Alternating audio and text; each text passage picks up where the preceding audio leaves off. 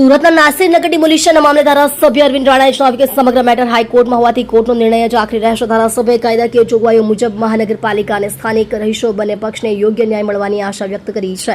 Notice વગર બિલ્ડરના ઇશારે demolition કરાયાના સ્થાનિકોના ગંભીર આક્ષેપો ધારાસભ્યએ મૌન સેવ્યું છે. વિવાદના 21મા દિવસે પણ પાલિકાના સેન્ટ્રલ ઝોન વડા આશિષ નાયક મીડિયા સમક્ષ જવાબ આપવાથી સતત ભાગી રહ્યા છે. આપ જોઈ રહ્યા છો ગુજરાતની સૌથી પહેલા ખબર આપતી Surat express news channel director Rajesh Mangleni સાથે. તે બાબતે પણ અમે સૂચન કરીએ. નાસિરનગરમાં તમને જે પ્રકારે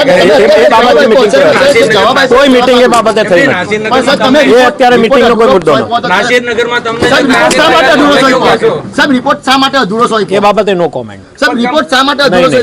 અમારી કોઈ કોમેન્ટ સાહેબ અધિકારીઓ 7% નથી આપ્યો એ પ્રકારનો રિપોર્ટ એવો રિપોર્ટ મેં નથી આપ્યો. એવો રિપોર્ટ મેં આપ્યો નથી. અધિકારીઓ કેમ ભાગી રહ્યા છે પણ કેમ નથી જવાબ આપી હું રહ્યા? કાંઈ મારી ઓફિસમાં ઉપસ્થિત તો હોઉં જવાબ છું. કેમ આપ સાહેબ આવો નથી ઓફિસમાં. સાહેબ, નાસિરનગર કાલે પણ બાબતે હતો. જ્યારે બી પૂછે ત્યારે જવાબ નથી આપી રહ્યા. તપાસ તમે. સમિતિ કાર્ય કરી રહી છે. શું તપાસ કાર્ય? સમિતિનું કાર્યક્ષેત્ર છે. અજિલકમાં તપાસ શું? સમિતિના અધ્યક્ષ જે છે કે એમના સભ્યો તમને જવાબ આપી શકે. તમે પણ અંદર છો કે ના હું નથી. હું એ કમિટીમાં નથી. હું કમિટીમાં વડા છો સાહેબ, નથી. મારી ફરજ એમને જે માહિતી માંગે છે તે આપવાની છે તે હું આપી રહ્યો છું. પૂરો સહકાર આપી રહ્યો છું. સાહેબ જો ગેરકાયદેસર બાંધકામની ફરિયાદ ઉઠી હતી જે પાલિયા એલિગન્સની એમાં શું કાર્યવાહી કરી સાહેબ?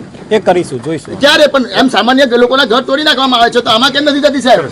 સાહેબ કેમ નથી થતી? સાહેબ મહાનગરપાલિકા ગભરાઈ રહી છે સાહેબ, શું લાગે છે સાહેબ?